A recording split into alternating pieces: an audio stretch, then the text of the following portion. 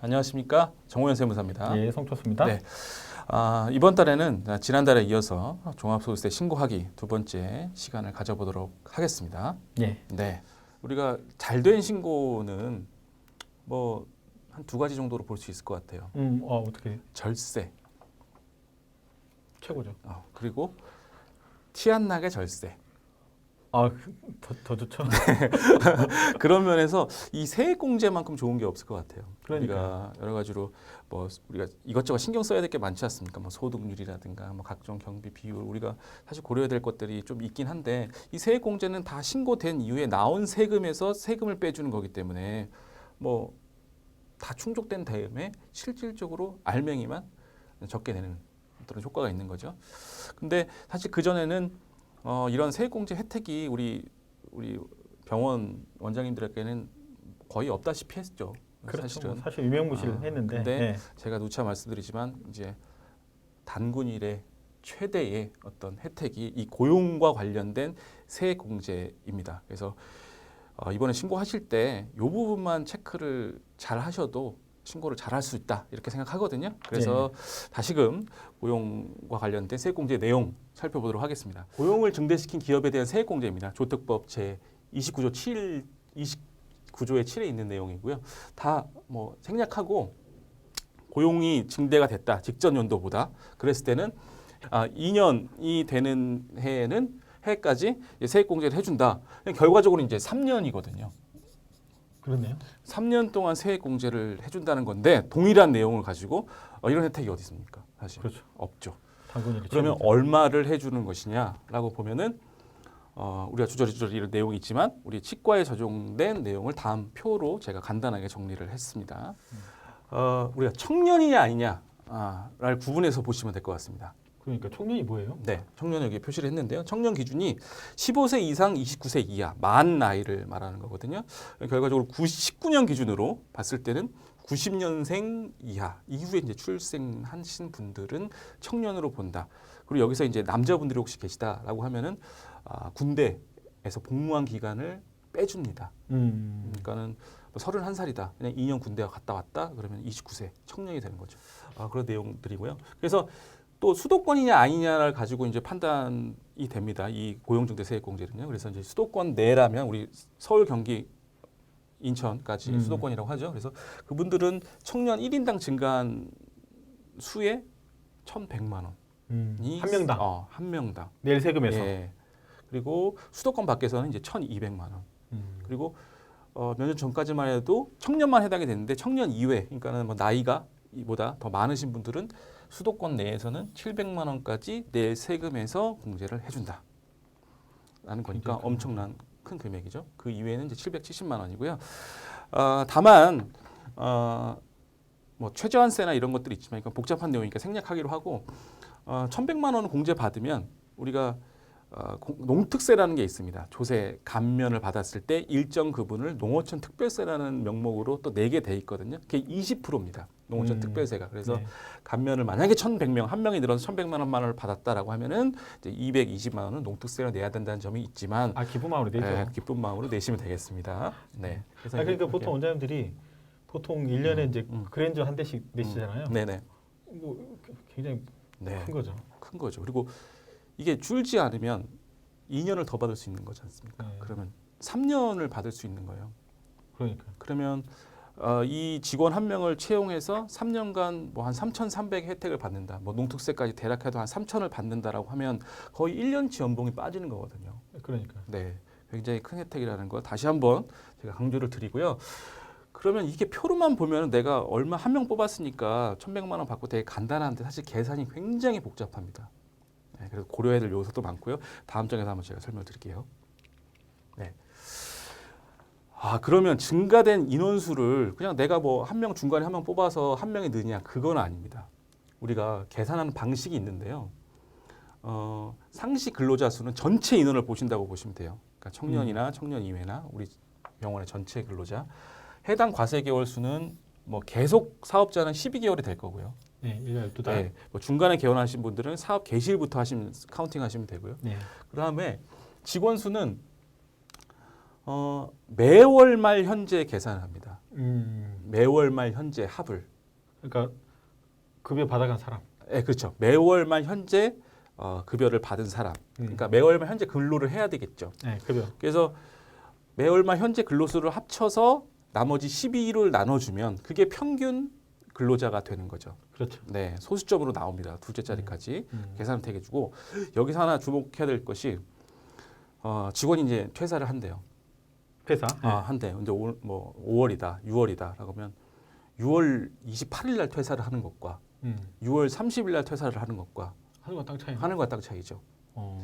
가급적이면 6월 18일 날 연말 월 말이 다 돼서 퇴사를 하려면 차라리 며칠 더 근무하라는 것이 훨씬 낫다. 휴가 이런 것 보내주면 때문에. 되네. 그래서 그 제일 가장 안 좋은 게 뭐 월말 좀 안 돼가지고 안 돼서 퇴사시키고 그 다음 해에 대체자를 이제 채용하시면 한 달이 빠지는 거야. 이빨이 빠지는 거죠.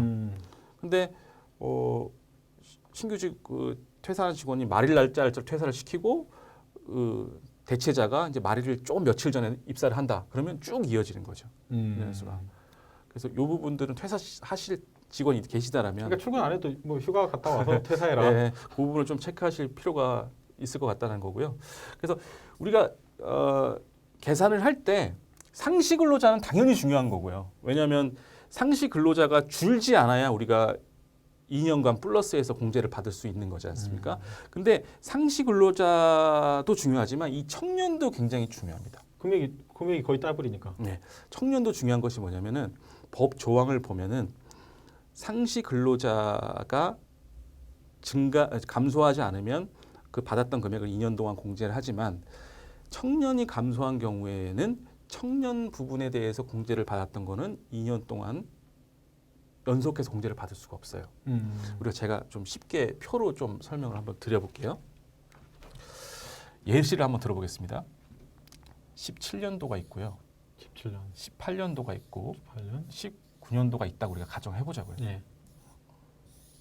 가정해 봅시다. 그러면 청년이 있고요. 그리고 청년이 아닌 경우가 있을 수가 있겠죠. 17년도. 근데 17년도에는 이제 뭐 2명에서 1명 이렇게 돼서 이제 총 개가 3명이 됐습니다. 세 분이 있었어요. 그래서 이제 18년도로 넘어가면서 청년이 1명 늘었어요. 그래서 4명. 4명이 됐다. 그러면 이분은 공제를 받을 때 이제 1,100만 원 공제를 받을 수가 있겠죠. 한 명이 늘어났으니까. 한 명이 늘어났으니까. 근데 19년이 돼서 19년이 되면 이제 또 한번 나눠서 좀 설명해 볼게요. 그대로 유지했을 때, 그럼 당연히 이분은 2년 연속해서 1,100만 원을 받을 수가 있겠죠. 줄어들지가 않았으니까. 유지만 돼도. 네, 그렇죠. 청년 수도 줄지 않고 전체 근로자도 줄지 않고 청년도 줄지 않았기 때문에. 근데 좋은 거네. 네, 그렇죠. 이렇게 되면 20년도도 이런 경우로 똑같이 유지가 됐다. 똑같이 1,100만 원을 받을 수 있다는 겁니다. 근데 청년이 1명 나갔어요. 만약 2명이 됐다. 나갔어요. 네. 그래서 대체자를 청년 이외의 사람으로 뽑았어요. 그러면 4명이 됐잖아요. 그렇죠. 근데 상시 근로자는 똑같아. 근데 천지 차이가 될 수 있는 게 법 조항을 보면은 청년이 준 경우에는 상시 근로자가 줄지 않아도 연속해서 받을 수가 없다고 나와 있어요. 그러니까 1,100만 원을 여기서는 못 받는 거예요. 무조건 여기로 뽑아야 되네. 그러니까 직원 상시 근로자는 당연히 유지가 돼야 되고요. 그 청년 숫자도 유지가 돼야 된다라는 거고. 그러니까 청년이 나가면 청년을 뽑아야 된다는 거죠, 결국. 중요한. 근데 한 가지 더. 여기서 끝나는 게 아니라 당연히 못 받는데 한 명이 이제 줄었잖아요. 그 청년이 줄었잖아요. 대신에 이제 그 청년 이외의 직원 늘었지만 그럼 결과적으로 과거에 작년에 공제받았던 1,100만 원에 대해서 그거는 청년이 아니라 청년 이외의 분을 공제받는 것이 맞다라고 규정이 돼 있다라는 거예요. 그래서 결과적으로는 못 받는 게 아니라 전에 받았던 1,100만 원에서 오히려 토해내야 된다. 우리가 실제로 청년 이외에는 700만 원을 공제받지 않습니까? 그러니까 공제라는 게 사실은 돈을 준 거하고 똑같으니까. 네, 310만 원만큼은 전에 1,100만 원 공제받은 거 아니야.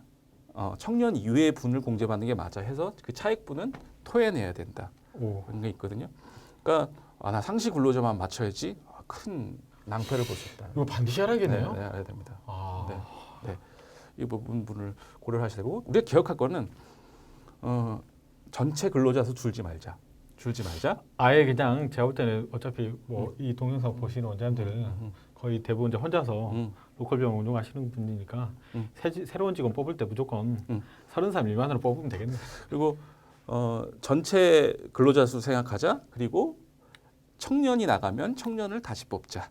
이 부분만 생각하시면은 이런 불이익을 좀 피할 수는 있을 것 같아요. 그래서 저희 같은 경우는 그 연말이 되기 전에 이런 카운팅을 해드려요. 그래서 혹시나 그러니까 이런 경우가 발생하지 거기 않게. 생사님 보니까 다른 원장님 미팅 할 때 네. 손익계산서 이야기한 다음에 이거 꼭 네. 이야기를 네. 그래서 하시는 것 같더라고요. 이걸 새로 뽑으시는 경우도 있고요. 음. 어차피 뽑을 거 좀 미리 땡겨서 뽑으신 경우도 있고. 아니 그러니까 원장님들이 평상시 이거 언제 생각하고 안 됐냐고. 네, 그렇죠. 이렇게 중요한 내용인데. 못하죠. 네, 이 부분 꼭 이번 그 신고하실 때 그리고 금년부터 준비를 해야 되는 거예요. 사실 내년 준비를. 그렇죠. 그래서 꼭 체크하시고요. 또 고용과 관련된 내용이지만 좀 항목이 달라집니다. 그래서 중소기업 사회보험료 세액공제라고 해서 예. 이것은 뭐 증가 인원 계산이라든가 그런 것들은 동일하고요. 다만 이제 내용이 우리가 증가하면서 4대 보험을 내지 않습니까? 그 인원에 대해서 우리 대표님도 4대 보험 아까 전에 이제 쉬는 시간에 굉장히 부담스러워 하신다는 말씀 저한테 토로를 하셨는데 부담이 되죠, 상당 부분. 그래서 사업자가 내는 사회보험료를 증가된 인원에 대한 사회보험료는 세금에서 빼주겠다라는 거고요. 요것도 종료일로부터 1년이 나는 속하는 과세연도까지 결국 2년입니다. 이것도 감소하지 않으면 이것도 큰 혜택이죠. 작년 거고 올해 거. 그렇죠. 그러니까 올해 만약에 내가 증가를 해서 공제를 받았다. 19년도에 그러면 20년도 세금 신고할 때도 동일하게 받을 수 있다라는 거고요. 앞서 살펴봤던 이제 고용증대와 조금 다른 점이 이제 청년하고 앞에서 살펴보면 장애인 등이었는데 이제 경력 단절 여성도 이제 청년으로 보고 이렇게 이제 구분이 돼 있습니다. 그 이외에 이렇게 그래서 청년 및 경력 단절 여성 물론 경우 병원도 꽤 있으실 것 같아요. 그런 부분은 신규로 채용하셨다 그런 부분에 대한 보험료의 100%를 공제해주고요. 이건 수도권 밖 구분을 하지 않습니다. 그리고 그 외에는 이제 50% 혜택이 있다. 그래서 이 두 가지를 고용증대, 사회보험료, 세액공제 합치면 굉장히 큽니다. 그러니까요. 그리고 뭐 전체적으로 이제 사회보험료니까 앞서 살펴본 금액만큼은 아니지만 여기 장점이 농특세가 안 붙어요. 여기. 이건 예. 중소기업 그냥 순수하게 빠지는 거네. 네. 그리고 뭐 복잡한 내용이라서 생략을 하게 됐지만 전에 살펴본 고용증대는 인원이 줄었을 때는 또 토해내는 규정이 있거든요. 근데 사후관리 규정이라고 하죠. 근데 이제 중소기업 사회보험료 같은 경우 사후관리 규정이 없어요. 줄어들어도 그런 부분에서 좀 장점이 있다라는 부분 알아두시면 좋을 것 같습니다. 그래서 이제 또 저희가 이제 그 종합소득 신고 기간 관련해서 사실은 이제 이 토픽을 준비한 이유가 어떤 거냐면 뭐 사실은 이제 다른 뭐 세부적인 부분 같은 경우 원장님께서 아셔도 사실은 어떻게 할 수 있는 부분이 없는데 요건 아시면 바로 원장님께서 챙기실 수 있는 두 가지 굉장히 중요한 내용 이제 그 설명드렸기 때문에 이 내용 꼭 챙겨 보시면 챙겨봐가지고 세금 많이 절세 받으시기 바랍니다. 네, 지금까지 세액공제와 관련된 내용 살펴봤고요. 사실 신고와 관련된 부분은 뭐 다른 내용이 많죠. 하지만 그 중에서도 정말 우리 원장님들한테 도움이 되는 내용 두 가지만 제가 가지고 와서 간략하게 설명을 드렸습니다. 이제 소득세 신고도 이제 뭐 6월이 지나면 마무리가 될 거고요. 납부기한은 이제 8월까지라는 점 기억하시면 될 것 같고요. 한번 신고를 하시고 나면 그동안의 세무 관리라든지 어떤 신고가 제대로 됐는지 한번 좀 되돌아보는 시기를 가지시기를 권해드립니다. 그래서 잘못된 부분이 있으면 수정도 하고 앞으로 이제 어떻게 하는 것이 좋을지도 한번 담당 세무사님과 상의해 보시는 것이 좋을 것 같습니다. 네, 지금까지 6월 종합소득세 신고와 관련된 얘기 나눠봤습니다. 여러분 감사합니다. 고맙습니다.